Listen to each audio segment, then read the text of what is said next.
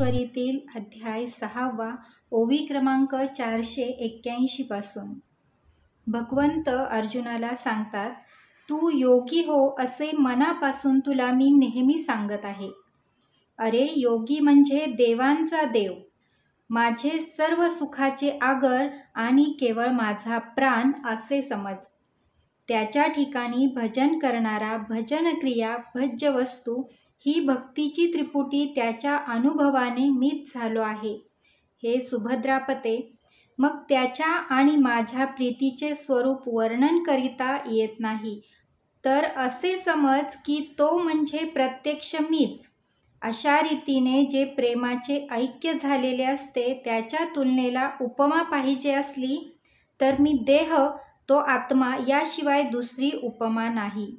संजय म्हणतो, राजा, भक्तरूप चकोराचा चंद्र किंवा सर्व त्रिभुवनाचा राजा व गुणांचा सागर जो श्रीकृष्ण परमात्मा असे बोलला असता, तेथे पार्थाला पूर्वीपासून योगांचे ऐश्वर्य ऐकण्याची आस्था होतीच, ती दुप्पट झाली असे यदुनाथाने मनात जाणले. आणि ते पाहून श्रीकृष्णांच्या मनात सहज आनंद झाला की मी जे सांगतो ते प्रत्यक्ष पाहण्याचा अर्जुन हा आरसाच होय. तेव्हा आता या आनंदाचे भरात ते पुढील कथा सांगतील.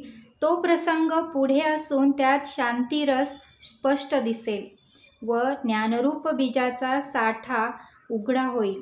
जे ज्ञानबीज पेरण्याकरता सत्वगुणाची वृष्टी होऊन व आध्यात्मिक तापांचे गुंताडे वाहून जाऊन चतुर श्रोत्यांच्या चित्ताचे वाफे सहज तयार झाले, त्यावर सोन्यासारखी अवधानाची घात साधल्यामुळे श्री निवृत्तीनाथांना ते ज्ञानरूप बीज पेरण्याची उत्कंठा उत्पन्न झाली. महाराज म्हणतात, ते बीज पेरण्याकरिता सद्गुरूंनी माझी मोठ्या कौतुकाने चाड्याच्या ठिकाणी योजना केली व माझ्या मस्तकावर हात ठेवला. तो हात ठेवला असे नव्हे तर चाड्यात बीजच घातले. म्हणून माझ्या मुखातून जे जे काही निघेल ते संतांच्या मनाला खरेच वाटते. हे असो, आता श्रीरंग जे काही म्हणाले ते मी पुढे सांगतो, परंतु ते बोल मनाच्या कानाने ऐका, बुद्धीच्या डोळ्यांनी पहा आणि त्याचा उहापोह चित्ताने करा. श्रवणाच्या हाताने हृदयात साठवा, म्हणजे ते सज्जनांच्या मनाला रमविणारे होतील. हे बोल स्वहित साधून देतील, परिणामाला जिवंत करतील व जीवाला सुखाची लाखोली वाहतील.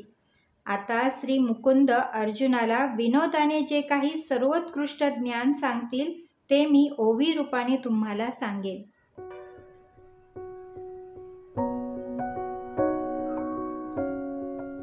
रामकृष्ण हरी माऊली.